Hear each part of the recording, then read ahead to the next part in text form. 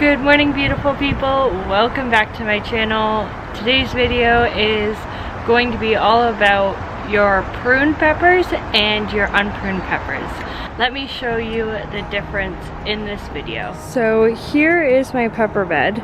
They are planted quite closely together just because this is the only space that I had for them.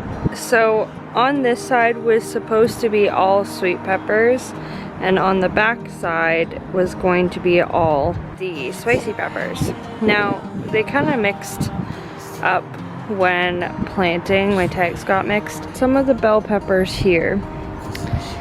And the bell peppers are producing a lot of blossoms right now, even though it's like 10 degrees, which is like really cold. That's Celsius for anyone in the States that uses Fahrenheit. I will leave the Fahrenheit here on the screen.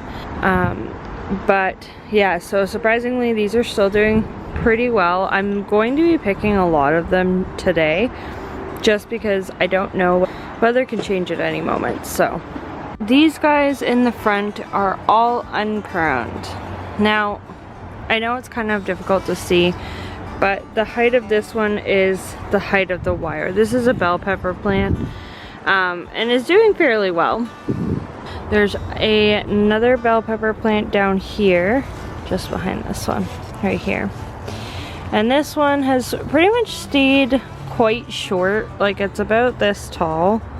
But it has produced, so I'm not complaining.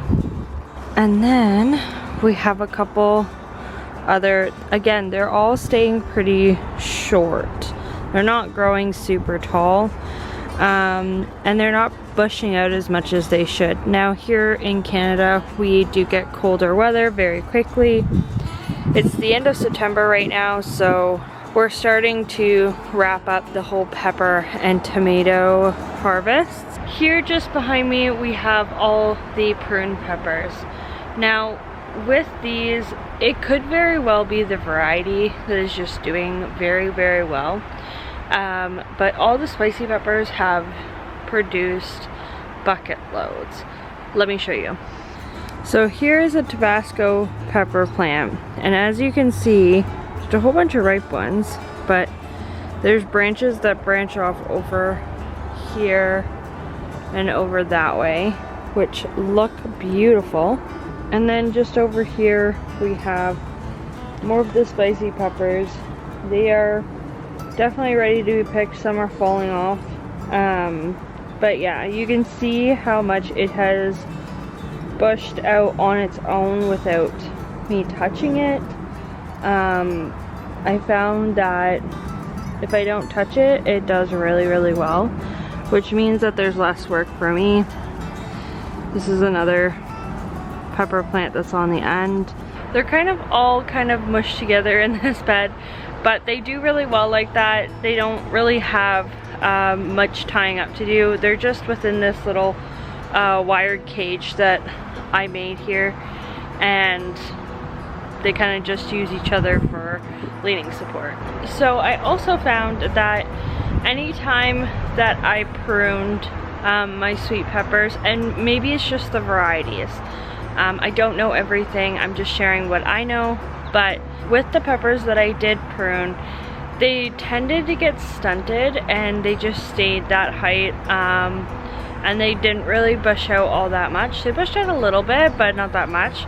The ones in the back here that are unpruned did fairly well, like very, very well. So I know now for next year that I won't be touching my peppers. Now, if you are unsure of whether or not that you should prune your pepper plants or not, I would say just test it out. A lot of people swear by, you know, topping your pepper plants, and they bush out and they produce so much.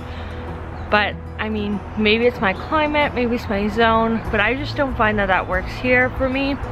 Yeah, so going forward, pruning my pepper plants is probably unneeded, not wanted, and definitely, you know, it's more work. So if I can cut that off my plate, I will. So my conclusion is definitely in my climate, in Canada, Ontario, I would not be pruning my peppers. If you have different experiences, let me know in the comments down below, and I'll see you guys next time. Bye guys.